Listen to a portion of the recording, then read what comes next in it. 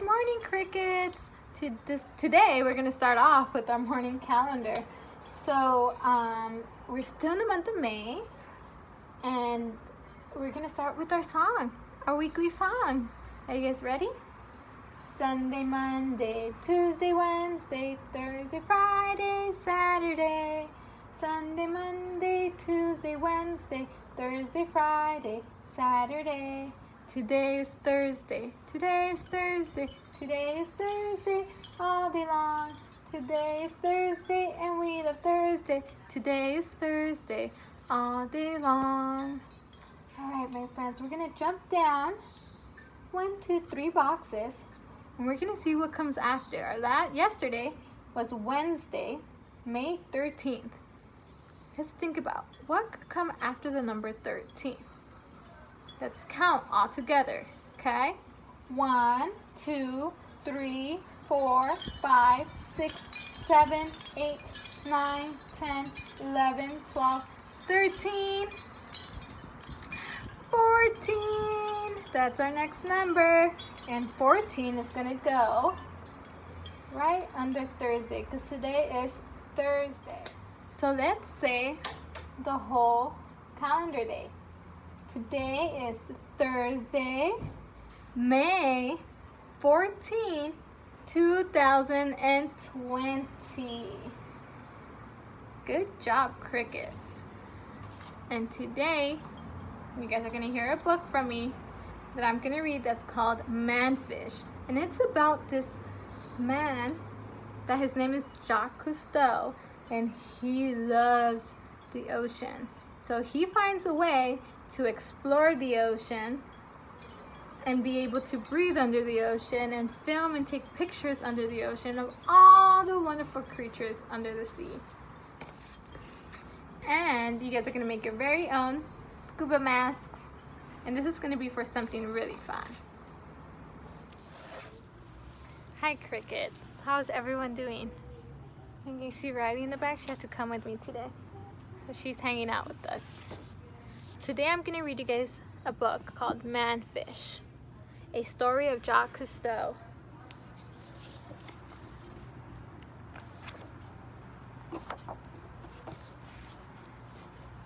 Bubbles rising through the silence of the sea, silvery beads of breath from a man deep, deep down, in a strange and shimmery ocean land of swaying plants and fantastic creatures, a manfish swimming, diving into the unknown, exploring underwater worlds no one had ever seen and no one could have ever had imagined. Our story starts many years before in France with a little baby boy under the summer sun. His parents named him Jacques. From the very beginning, little Jacques loved water, the way it felt on his hands, his face, his body. And water made him wonder. He wondered why ships floated, why he floated, and why rocks sank. One day, Jacques read a story about a man who hid underwater by breathing through a long tube. Jacques tried it and discovered it was impossible. He dreamed that someday he would be able to breathe underwater for real. At night, Jacques dreamed he could fly, with the birds among the clouds, with his arms stretched out like wings. Jacques spent his days playing, experimenting, and creating. He wrote little books that he illustrated with his own drawings. And he was fascinated by machines. He studied blueprints and built a model of a crane that was as tall as he was and actually worked.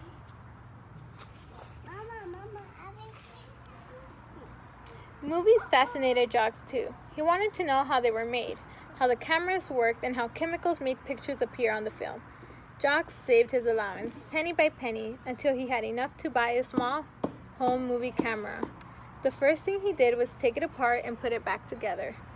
Then he began to film everything around him. He put his brothers, cousin, parents, and friends in his movies. He dressed up as a villain with a painted-on mustache and made some very villainous films. Jacques was always a star, the director, the writer, and usually the cameraman.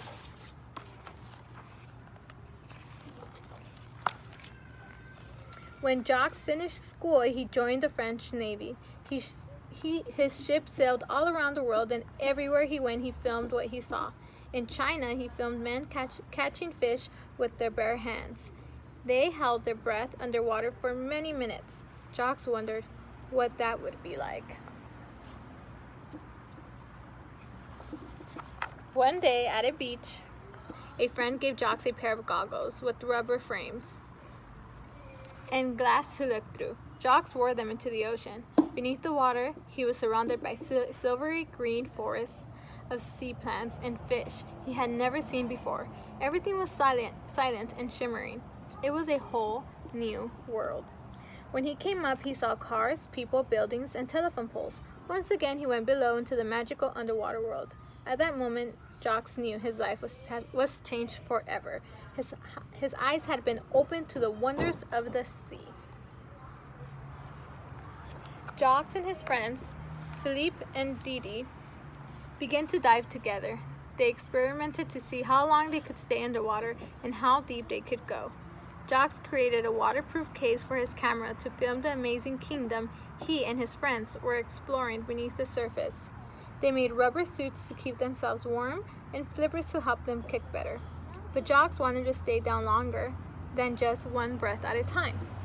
He realized he needed to take more air with him, enough air to explore the mysterious depths and vast expanses of the ocean, to swim through the sea as free as a fish. He wanted to become a manfish, and he began to work on just how to do it. On a warm summer day, Jacques stepped into the blue Mediterranean Sea with his new invention. He called in the aqua lung, because aqua means water, and our lungs are the part of our body that holds the air we breathe. Below the surface, Jacques swam and glided and dove.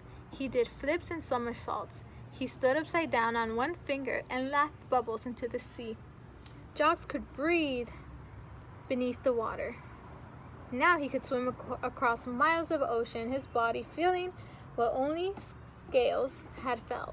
His eyes seen what only fish had seen. The water made him feel like he was flying, just like in his dreams. Jacques had done it. He had become a manfish. Jacques was ready to explore the oceans of the world. He needed a boat and found a big old wooden navy ship called Calypso. In a year, he turned it from a warship into an explorer ship. Jacques, Philippe, and Didi gathered a crew, their aqua lungs, their hopes, and their dreams, and set off to explore the inside of the sea, to film a world that no one had ever seen before.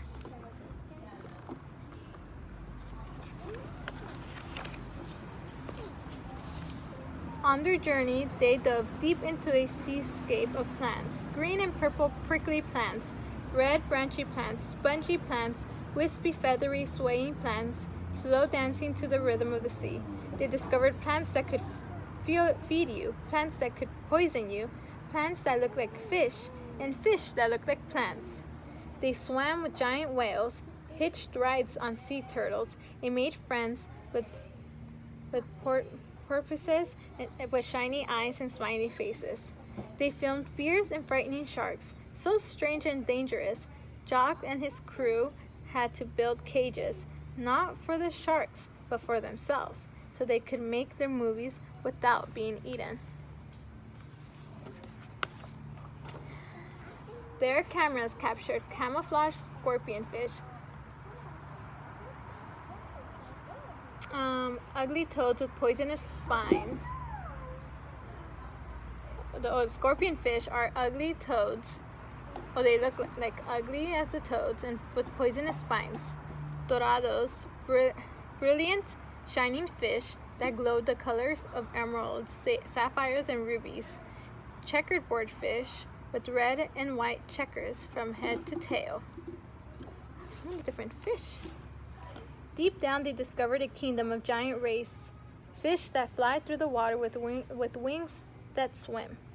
They came face to face with a fish as big as a truck, with long fangs lips like giant tires, and huge saucer eyes. They called it the truckfish. On the bottom, they found pink ghost crabs with eyes on long stalks, buried so deep in the sand they looked like a garden of eyes, and flutefish with heads like horses, and bodies the shape of tubes, sticking out of rocky openings like pencils in a cup. So many interesting fish. Everywhere the Calypso went, Jocks and his crew made films of what they saw, films that played in movie theaters, films that played on TV. Millions of people all over the world discovered the wonders of the sea for the very first time with Jocks, Philippe, Didi, and their adventurous crew. After Jocks spent most of his life making movies about the sea, he saw something happening, something shocking. Plants that used to be alive and healthy were being poisoned. Fish were sick and dying. Jocks saw that people, without realizing it, were slowly killing the sea and its creatures by dumping garbage and poisonous chemicals into the ocean he loved so much. Jocks knew what he had to do. He had to make movies. Movies to warn people. Movies to save the ocean. Jocks spoke to presidents, to kings and queens, to people all over the earth, asking them to help save our oceans, our planet. And he spoke to children. Jocks dreamed that someday it would be you exploring worlds never seen, never imagined. Whole new worlds, silent and shimmering. Worlds that are now yours to discover, to care for, and to love. The end. Hi crickets, I just read to you guys the book Manfish. So for our you guys are going to create your very own scuba diving mask. So here it is. You're going to see if you have a plate at home. If you don't, then maybe just a piece of paper, and have your parents help you cut out the middle part, the inside part of it. And then I send a template for the goggles and the snorkel, and you get to cut it out, color it, and glue it, and then you could go outside and pretend you're exploring your backyard. Explore your backyard and see what kind of sea creatures you make. And you see, and afterwards you're going to draw on your journal all the sea creatures you saw in your scuba diving adventure in your backyard. How about that, crickets?